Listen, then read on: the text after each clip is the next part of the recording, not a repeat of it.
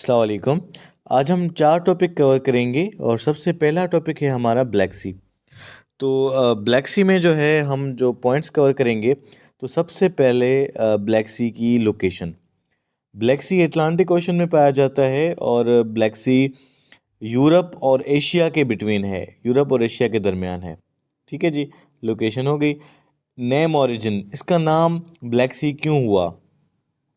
इसका नाम ब्लैक सी इसलिए हुआ क्योंकि वहाँ के जो सेलर्स थे, जो वहाँ पे कश्तियाँ चलाते थे, वहाँ के लोग अक्सर जो है ना सर्दियों में, विंटर में ये देखते थे कि वहाँ का जो पानी है वो ब्लैक दिखता था।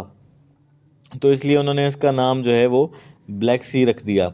इसके दो नाम और भी हैं। इसको बहरे सियाह भी कहते हैं, यानी काला काला पानी।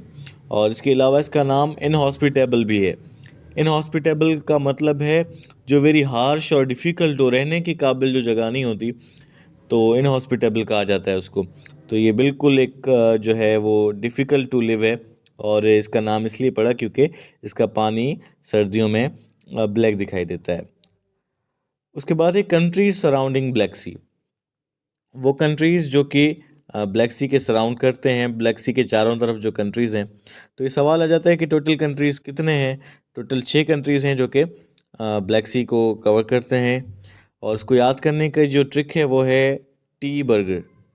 T burger, T for Turkey, B for Bulgaria, U for Ukraine, R for Russia, G for Georgia, R for Romania.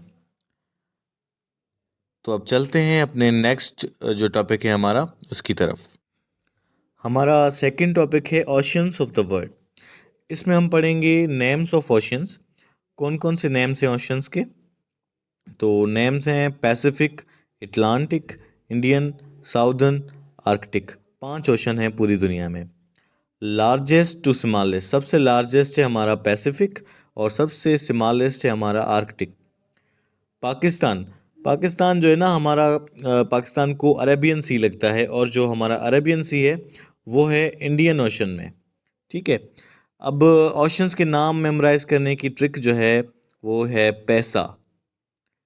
ठीक है, पैसा पैसा याद करेंगे, आपको ओशंस के नाम याद हो जाएंगे। P for Pacific, A for Atlantic, I for Indian, S for southern, और ए फॉर आर्कटिक। पैसा याद करें, आपको जो है पांचों ओशंस के नाम भी याद हो जाएंगे। चलते हैं नेक्स्ट टॉपिक की जाने। हमारा थर्ड टॉपिक है लैंडलॉक्ड कंट्रीज। सबसे पहले इसमें हम जो है इसकी डेफिनेशन पढ़ते हैं। तो लैंडलॉक्ड कंट्री वो कंट्री होता है जिससे कोई भी ओशन कनेक्ट नहीं होता, यानी ऐसा कंट्री जिससे कोई ओशन उसके चारों तरफ, हर बॉर्डर से चारों तरफ कहीं से भी कोई भी ओशन नहीं लगता हो, उसको लैंडलॉक्ड कंट्री कहा जाता है। डेफिनेशन हो गई। टोटल इन द वर्ल्ड, पूरी दुनिया में लैंडलॉक्ड कंट्रीज, ऐसे कंट्रीज जिससे कोई ओशन नहीं लगता, वो कितने हैं? वो टोटल हैं 44। ठीक है जी। टोटल इन एशिया, एशिया के अंदर टोटल लैंडलॉक्ड कंट्रीज एशिया के अंदर हैं 12। ये सवाल आते हैं, एसपीएससी में भी आते हैं, और आजकल जो है वो ज़्यादातर सीबा चल रहा है, सखर आईबीए, उसमें भी आने लगे हैं। तो ये याद रखें, लैंडलॉक्ड कंट्रीज टोटल एशिया में हैं 12। लार्जेस्ट लैंडलॉक्ड कंट्री कौन सा है? ये भी सवाल पूछा जाता है कि लार्जेस्ट लैंडलॉक्ड कंट्री कौन सा है। तो लार्जेस्ट है आपका कज़ाकिस्तान। और जो हमारा स्मॉलेस्ट लैंडलॉक्ड कंट्री है वो है वेटिकन सिटी। स्मॉलेस्ट जो है वो वेटिकन सिटी है। वेटिकन सिटी नाम में सिटी आ रहा है लेकिन है कंट्री, ये यूरोप के अंदर है। अच्छा जी। तो trick to memorize landlocked countries. तो इसको याद करने के लिए जो कौन कौन सी कंट्रीज़ हैं जो लैंडलॉक्ड हैं, तो इसको याद करने के लिए है माल्टा, बैंक, यूके। इसको ट्रिक है Malta, bank, UK. M for Maldives, A for Afghanistan, L for Laos, T for Tajikistan, T for Turkmenistan, A for Azerbaijan, B for Bhutan, A for Armenia, हाँ जी, आर्मेनिया भी आपका एशिया में आता है और लैंडलॉक्ड कंट्री है। ये पूछा भी जाता है कि आर्मेनिया कौन से कॉन्टिनेंट में है।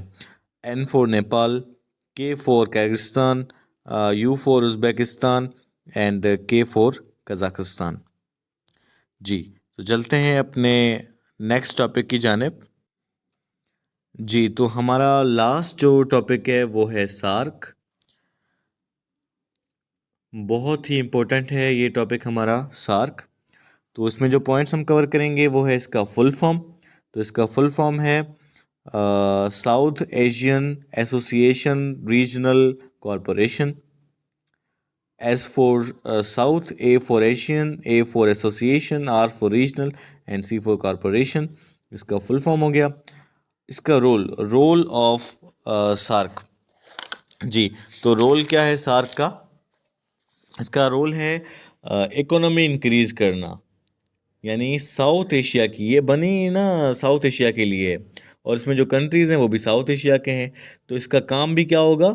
साउथ एशिया के लिए होगा। तो इसका काम है welfare of south Asia. South Asia की वेलफेयर, साउथ एशिया की तरक्की इसका जो है ना मेन मोटिव है। इकोनॉमी इंक्रीज़ करना, साउथ एशिया की कंट्रीज़ जो हैं उनकी इकोनॉमी को इंक्रीज़ करना, और सोशल डेवलपमेंट, आपस में जो बाहमी ताल्लुकात हैं इनके उनको इंक्रीज़ करना। ठीक है जी। और इसका DOE यानी कि डेट ऑफ इस्टेब्लिशमेंट, वो ये 1985 में ये इस्टेब्लिश हुई थी ढाका के अंदर। ठीक है जी। अब इसके टोटल मेंबर्स साउथ एशिया की याद करने के लिए इसकी ट्रिक है MBBS pen. M for Maldives, B for Bhutan, B for Bangladesh, S for Sri Lanka, P for Pakistan, A for Afghanistan, I for India, N for Nepal, MBBS pen. Thank you.